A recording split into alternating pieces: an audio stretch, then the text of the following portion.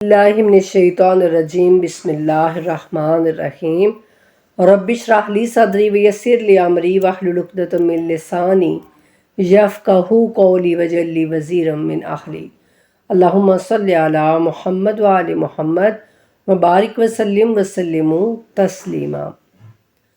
سورہ آل عمران پارہ نمبر 3 سے آیت نمبر 14 سے اپنے سبق کا آغاز کرتے ہیں۔ زینا خوشنما کر دی گئی، مزین کر دی گئی، للناس سے لوگوں کے لیے،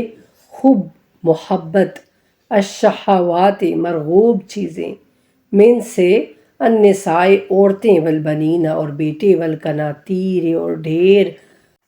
المقنطرات جمع کیے ہوئے، من سے الذہاب سونا، والفضة اور چاندی، والخیل اور گھوڑے، المصومات نشان زدہ، والانعام اور مویشی، والحرث اور کھیتی، ذالک یہ متاع ساز و سامان، الحیات زندگی دنیا کی، واللہ اور اللہ عندہ اس کے پاس، حسن اچھا، المآب ٹھکانہ ہے۔ اللہ سبحانہ وتعالیٰ فرماتے ہیں کہ مزین کر دی گئی ہے، سجا دی گئی ہیں، یعنی لوگوں کے لیے مرغوبات، دنیا کی محبت، یعنی جیسے لوگوں کی محبت نے اب ان کو دلوں میں گھر کر لیا ہے۔ کن چیزوں نے؟ عورتوں نے اور بیٹوں نے، اور جمع کیا خزانہ مال نے، سونے اور چاندی کے ڈھیروں نے،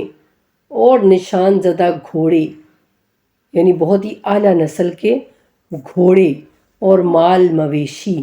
اور کھیتی باڑی، یہ سب دنیاوی زندگی کا ساز و سامان ہے، لیکن اللہ کے پاس ہے اچھا لوٹنا۔ اللہ سبحانہ تعالیٰ فرماتے ہیں کہ یہاں پر اب اس آیہ کریمہ میں دنیاوی زندگی کے جو اسباب ہیں اور جو وسائل ہیں نا، ان کی اللہ تعالیٰ مذمت نہیں کر رہے ہیں کہ وہ بری چیزیں ہیں، نہیں، بلکہ اللہ تعالیٰ ان کی محبت کو دل میں زیادہ جگہ دے دینا، اس چیز کو اللہ منع کر رہے ہیں، اس چیز کی مذمت کر رہے ہیں۔ سب سے پہلی چیز اللہ سبحانہ تعالیٰ کیا بتا رہے ہیں کہ عورتوں کی محبت، یعنی عورتوں کی بے جا محبت میں تم آخرت کو مت بھول جانا۔ اس کے بعد ہے بیٹے، اس کے بعد ہے جمع کیا ہوا مال، یہ سب کچھ اللہ تعالیٰ بتا رہے ہیں کہ ان کے بارے میں تم اپنا موقف درست کرو، یعنی آپ صرف یہ سمجھیں کہ جو کچھ بھی ہے بس اس دنیا میں ہی ہے، اور آپ مال جمع کرنے میں لگے رہیں، آپ سمجھیں کہ بس میرے تو زیادہ بیٹے ہونے چاہیے۔ استغفر اللہ، بعض ایسے مرد دیکھے ہیں جو یہ کہتے ہیں کہ بس جی بیٹے ہونے چاہیے، میرے بہت زیادہ بیٹے مجھے چاہیے، ٹھیک ہے۔ کچھ ایسے ہوتے ہیں کہ جو کچھ ذمہ دار ہوں تو ان کو اپنی زمین سے بہت زیادہ لگاؤ، بہت زیادہ محبت ہوتی ہے، کچھ کو اپنے مال مویشیوں سے بہت زیادہ محبت ہو جاتی ہے، عشق ہو جاتا ہے، تو اس چیز سے اللہ تعالیٰ منع کر رہے ہیں کہ دیکھو دنیا کی یہ ساری چیزیں تمہیں اللہ سے دور نہ کر دیں۔ اگر یہ ساری چیزیں تمہارے پاس ہیں اور تم ان کو بہترین طریقے کے ساتھ اللہ کے راستے میں خرچ کر رہے ہو تو یہ تمہارے لیے بہترین ہے۔ یہاں تک کہ اسی مال کو اللہ سبحانہ تعالیٰ قرآن میں خیر کہہ رہے ہیں، خیر کے کہ یہ تمہارے لیے بہترین ہے، لیکن بہترین کس طرح ہے کہ جیسے اللہ نے بتایا ہے ویسے ہم اس مال کو خرچ کریں تو یہ ہمارے لیے خیر ہے۔ اور اس کے لیے ایک بہترین روایت ہے مولا علی علیہ السلام کی۔ حضرت علی علیہ السلام فرماتے ہیں کہ یہ دنیا کی مثال تمہارے ساتھ ایسی ہی ہے کہ جیسے کشتی اور پانی کی مثال ہے۔ جب تک جو کشتی ہے وہ پانی کے اوپر چلتی رہتی ہے نا تو وہ اپنی منزل تک پہنچ جاتی ہے، لیکن اگر وہی پانی کشتی کے اندر آ جائے، کشتی یہ کہے کہ میں اس پانی کو اپنے اندر سمو لوں، اپنے اندر جمع کر لوں، تو پھر وہ پانی کشتی کو ڈبو دیتا ہے اور اس کو غرق کر دیتا ہے۔ اسی طرح اگر آپ اس دنیا میں رہتے ہوئے اللہ کے بتائے ہوئے طریقوں کے مطابق ان سب چیزوں کو استعمال کرتے رہیں گے تو انشاءاللہ آخرت میں آپ کامیاب ہو جائیں گے۔ لیکن اگر آپ یہ کہیں گے کہ نہیں یہ ساری چیزیں میرے پاس تو بہت زیادہ ہونی چاہیے، میں مال جمع کرتا رہوں، میرے بیٹے زیادہ ہوں، میری جو ہے زمین زیادہ ہو، جائیداد زیادہ ہو، تو پھر آپ ناکام ہو جائیں گے۔ پھر یوں سمجھیے کہ پانی آپ کی کشتی کے اندر آ گیا اور وہ کشتی کو ہلاک کر دے گا، اور اس کے ساتھ ساتھ ظاہر ہے کہ ہم بھی ہلاک ہو جائیں گے۔ تو بس اس طرح سے ہمیں یہ اللہ تعالیٰ بتانا چاہتے ہیں کہ یہ جو مال و متاع ہے نا، اس کو اللہ کے پاس اللہ کی محبت کا ذریعہ بناؤ، اللہ کے قرب کا ذریعہ بناؤ، اس کو اللہ سے دوری کا ذریعہ نہ بناؤ۔ اور جو اللہ سبحانہ تعالیٰ نے سب سے پہلے کہا کہ تمہیں دنیا کی چیزیں مرغوب ہیں، جن میں سب سے پہلی چیز عورتیں ہیں، تو اگر عورت کو ایک بہترین بیوی کی شکل میں اس کو اگر رکھا جائے تو وہ آپ کے لیے جنت بن سکتی ہے۔ لیکن اگر وہی بے خدا اور لغویات قسم کی عورتیں ہو جائیں اور ان سے آپ کی جو ہے وہ دلچسپی بڑھ جائے، تو پھر وہی جو عورت ہے آپ کے لیے دوزخ کا سبب بن سکتی ہے۔ تو اس لیے اللہ سبحانہ تعالیٰ نے سب سے پہلے عورتوں کو مخاطب کیا کہ عورتیں تمہارے لیے ایسی نہ ہو جائیں کہ وہ تمہیں اللہ سے اور اسلام سے دور کر دیں۔ اور بیٹے بھی نا، اگر ہم بیٹوں سے یہ کہیں کہ بھئی بیٹے ہمارے زیادہ ہوں اور یہ ہو وہ ہو، اور ہم ان کی اچھی تربیت نہ کریں، تو پھر وہ بیٹے ہمارے کس کام کے؟ لیکن اگر اولاد صالح ہو، اگر ہم نے ان کی اچھی تربیت کی ہو، تو پھر وہی اولاد ہمارے لیے صدقہ جاریہ بنے گی، وہی اولاد ہمارے لیے جنت میں جانے کا سبب بن جائے گی انشاءاللہ۔ تو بس اپنے بچوں کی تربیت پر غور کیجئے، اپنے بچوں کی اچھی تربیت کرنے کی کوشش ہر ماں کا فرض ہے۔ اسی لیے تو اللہ سبحانہ تعالیٰ نے ماں کے قدموں کے تلے جنت رکھی ہے۔ ایک عورت جب ماں بنتی ہے نا، تو پھر اس پر یہ واجب ہو جاتا ہے حق اولاد کا کہ وہ اپنی اولاد کو جنت کی طرف جانے کا راستہ بتائے، اپنی اولاد کو اللہ والا بنائے، اپنی اولاد کو اللہ کی محبت دے، اللہ کے رسول کی محبت دے، تو پھر اس ماں کے قدموں کے تلے جنت ہوگی جو اپنی اولاد کو جنت کا راستہ دکھائے گی۔ تو اس طرح سے یہ اولاد بھی ہمارے لیے صدقہ جاریہ بن جائے گی، ٹھیک ہے۔ اس کے بعد آگے اللہ کہتے ہیں کل کہہ دیں آؤ نبئکم، کیا میں تمہیں بتاؤں بخیرن بہتر من سے، ذالکم للذین ان لوگوں کے لیے جو اتقو پرہیزگار ہیں، عندہ پاس ربہم ان کے رب کے، جنتن باغات تجری جاری ہیں، من سے تحتہا ان کے نیچے، الانہار و نہریں، خالدین ہمیشہ رہیں گے، فیہا اس میں، وازواج اور بیبیاں، مطہرات پاک، ورضوان اور اللہ کی رضا خوشنودی، من سے اللہ،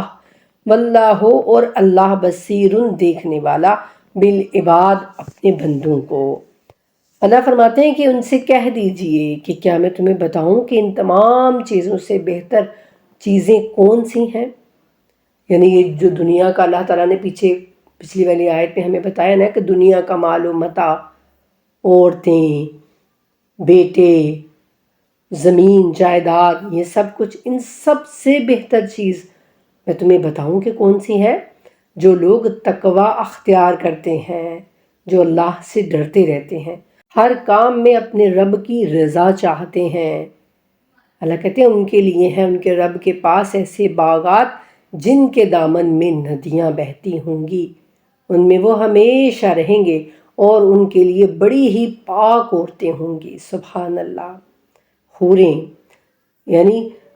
ان سب سے بہتر ان دنیا کا مال اکٹھے کرتے رہنا، دنیا میں اپنے آپ کو بڑا ماننا، اپنے آپ کو بڑا بنانے کے لیے آخرت کو بھول جانا، اللہ کہتے ہیں ان سب چیزوں سے بہتر جو چیز ہے وہ یہ ہے کہ تم اپنی زندگی میں اللہ سے ڈرتے رہو اور اللہ کی رضا کے لیے کام کرو۔ جو بھی تم کام کرو نا، تو اس میں یہ ہونا چاہیے کہ میرا اللہ مجھ سے ناراض نہ ہو جائے۔ تو جو ایسا کرتا رہے گا، اللہ سے ڈرتا رہے گا اس دنیا میں، اس زندگی میں، تو اللہ کہتے ہیں کہ ان کے لیے پھر ایسے باغات ہیں کہ جن کے دامن میں ندیاں بہتی ہیں، اور وہ ہمیشہ اس میں رہیں گے، اور اللہ کی جانب سے ان کو پاک عورتیں نصیب ہوں گی اور اللہ کی خوشنودی۔ سبحان اللہ، جس کو اللہ کی خوشنودی مل گئی اس کو بھلا اور کیا چیز چاہیے۔ اور اللہ فرماتے ہیں اینڈ پہ کہ اللہ اپنے بندوں کو دیکھ رہا ہے، یعنی وہ جو بھی کر رہے ہیں نا تو وہ اللہ سے ڈھکے چھپے نہیں ہیں، ان کا ہر کام اپنے رب کے سامنے ہے، کچھ بھی ایسا نہیں ہے جو اپنے رب سے وہ چھپا سکیں گے۔ اللہ زینہ، جو لوگ یقولون کہتے ہیں ربنا، اے ہمارے رب، اننا، بے شک ہم، آمنا، ایمان لائے، فاغفر، سو بخش دے، لنا، ہمیں، ذنوبنا، ہمارے گناہ، وقنا، اور ہمیں بچا، عذاب النار، دوزخ کی آگ سے۔ یعنی اب یہاں پر اللہ تعالیٰ ان کی صفات بتا رہے ہیں کہ وہ اللہ سے ڈرتے بھی رہتے ہیں اور پھر اپنے رب سے یہ دعا بھی کرتے رہتے ہیں کہ پروردگارا، ہمیں ایمان لے آئے، پس ہمارے گناہوں کو بخش دے اور ہمیں آگ کے عذاب سے بچا لے۔ کتنی خوبصورت دعا ہے نا کہ ہمارے رب، ہم ایمان لے آئے ہیں تجھ پر، تیرے انبیاء پر، تیری کتابوں پر، تو اب جو ہم سے گناہ ہو جاتے ہیں جانے انجانے میں، جان بوجھ کر، ہمارے ان گناہوں کو بخش دیجئے، فاغفر، ہمارے ان گناہوں کو بخش دیجئے اور ہمیں آگ کے عذاب سے بچا لیجئے، آمین الہی آمین۔ آگے پھر اللہ تعالیٰ ان کی مزید صفات بتاتے ہیں، الصابرین، جو صبر کرنے والے، والصادقین، اور سچ بولنے والے، والقانتین، اور حکم بجا لانے والے ہیں، والمنفقین، اور خرچ کرنے والے ہیں، انفاق کرنے والے ہیں اللہ کے راستے میں، والمستغفرین، اور بخشش مانگنے والے ہیں، ہر وقت اللہ سے بخشش مانگتے رہتے ہیں، بالاسحار، سحری کے وقت۔ سبحان اللہ، دیکھیے اللہ تعالیٰ مزید اپنے پیارے بندوں کی، اپنے عزیز بندوں کی صفات ہمیں بتا رہے ہیں۔ تو کیا اس میں کوئی مشکل ہے کہ ہم اپنے رب کے محبوب بندے جو ہیں وہ نہیں بن سکتے؟ اس میں کوئی مشکل نہیں ہے نا، اللہ تعالیٰ خود ایک ایک صفات بتا رہے ہیں کہ دیکھو اگر یہ صفات تم اپنے اندر پیدا کر لو گے تو تم میرے محبوب ترین بندے بن جاؤ گے۔ کون سی صفات ہیں؟ صبر کرنے والے ہیں، ہر کام میں، ہر مشکل پڑنے پر، ہر مصیبت آنے پر صبر کرنے والے ہیں، اور سچ بولنے والے ہیں، ہمیشہ سچ بولتے ہیں، چاہے کچھ بھی ہو جائے ان کے منہ سے جھوٹ نہیں نکلتا، ہمیشہ سچ بولتے ہیں، والقانتین، اور اللہ کا ہر حکم بجا لاتے ہیں، جو بھی ان کے رب کا حکم ہے نا اس کو وہ کر گزرتے ہیں، اس میں وہ یہ نہیں کہتے کہ ایسا نہیں، ایسا ہونا چاہیے تھا، ایسا کیوں ہو گیا، ایسا ہونا چاہیے تھا، نہیں، اللہ کا ہر حکم وہ بجا لاتے ہیں، والمنفقین، اور اللہ کے راستے میں اپنا مال خرچ کر دیتے ہیں، نفاق کر دیتے ہیں، اور پھر اللہ سے بخشش بھی مانگتے رہتے ہیں، استغفار زیادہ کرتے ہیں، کب؟ سحری کے وقت میں۔ سبحان اللہ، یعنی سحری کے وقت میں فجر کی نماز ایک تو بہت ہی اہم ہے، اور ایک ہے کہ تہجد کی نماز۔ بے شک تہجد کی نماز اللہ سبحانہ تعالیٰ نے ہم پر فرض نہیں کی ہے، واجب نہیں ہے، لیکن وہ سنت نماز ہے، لیکن ایسی نماز ہے کہ جو بندے کو اللہ سے ملا دیتی ہے، جو بندے اور اللہ کے درمیان جو یعنی ہمیں دن کو تھوڑا سا فاصلہ محسوس ہوتا ہے نا جب دن میں ہم نماز پڑھتے ہیں نا، تو ہمارے دل کے اندر جو ہے وہ بہت ساری اور بھی وسوسے، بہت سارے خیالات آ رہے ہوتے ہیں، لیکن تہجد کا ٹائم وہ ہوتا ہے جب ہمارا دل بالکل صاف ہوتا ہے، پاک ہوتا ہے، ہمارا ذہن صاف ہوتا ہے، اپنے رب کے زیادہ ہم قریب ہوتے ہیں، تو وہ ٹائم ہوتا ہے اللہ سے گفتگو کرنے کا، اللہ سے راز و نیاز کرنے کا۔ تو اللہ فرماتے ہیں کہ میرے ایسے بندے ہیں وہ جو سحری کے وقت مجھ سے بخشش، استغفار طلب کرتے رہتے ہیں۔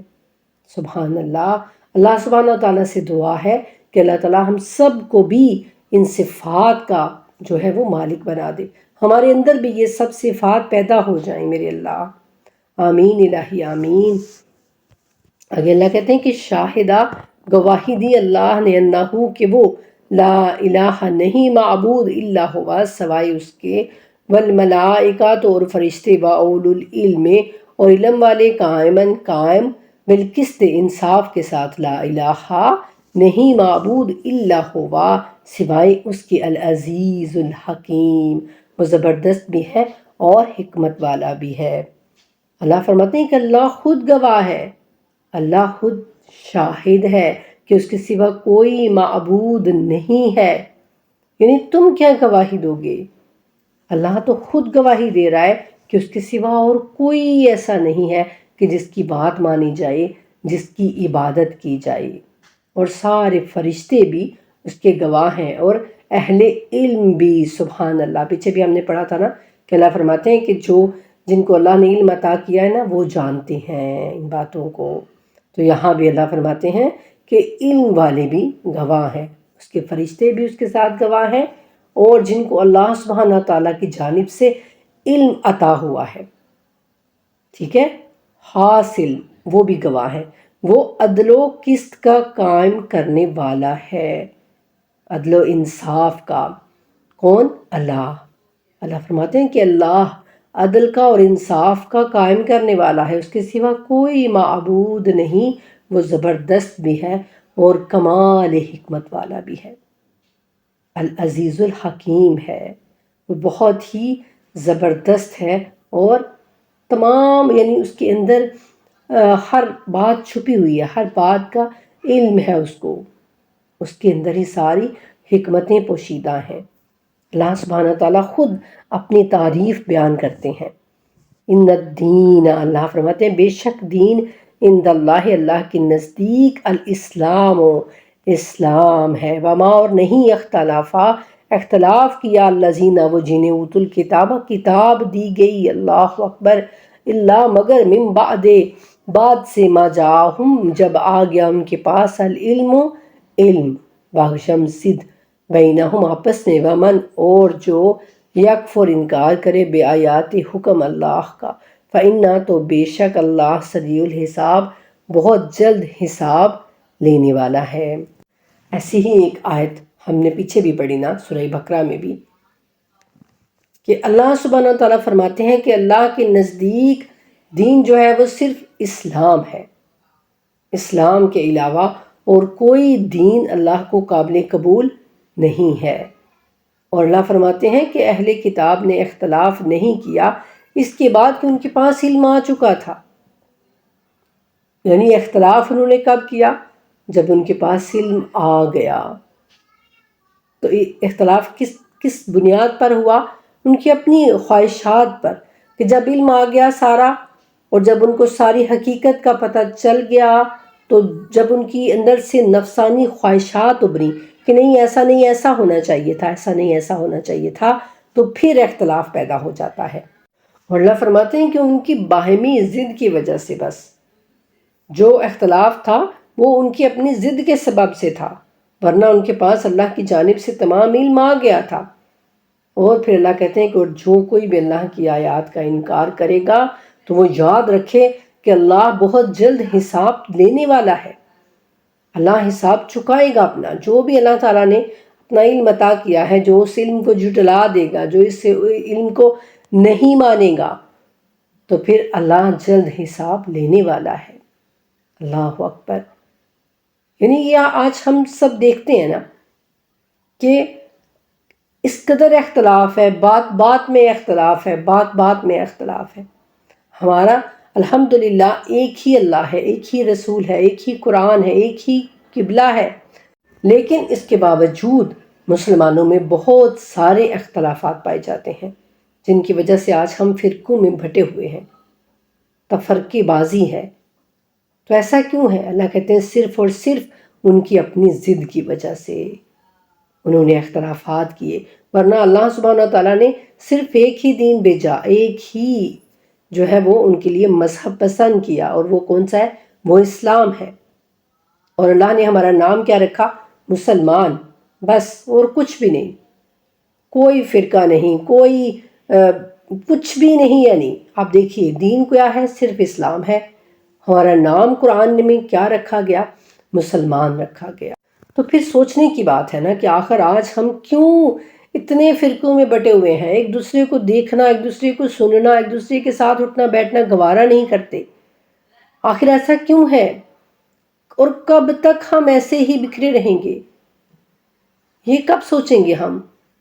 جب قیامت آ جائے گی، جب ہم اس دنیا سے چلے جائیں گے، جب ہمارے ہاتھ میں کچھ بھی نہیں رہے گا، تب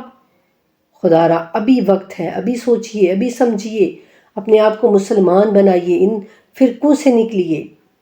اللہ اور اس کے رسول کے حکم کے مطابق چلیے، اللہ اور اس کے رسول کی مانیے،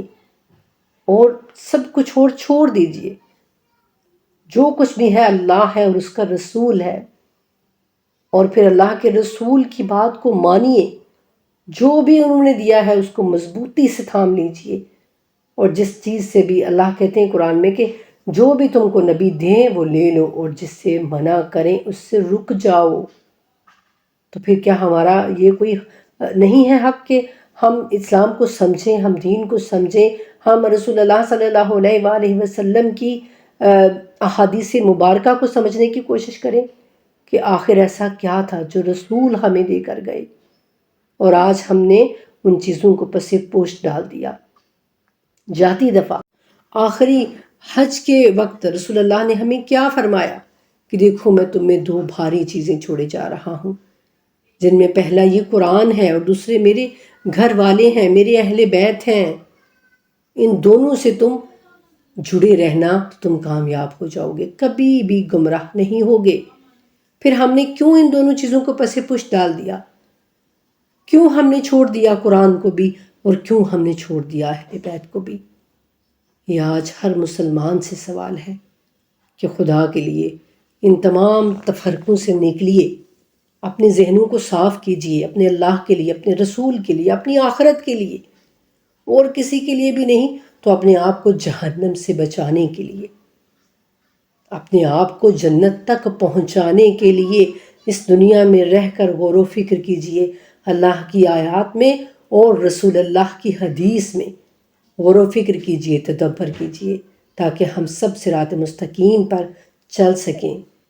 اور ہم آنے والی نسلوں کو بھی صراط مستقیم پر چلا سکیں۔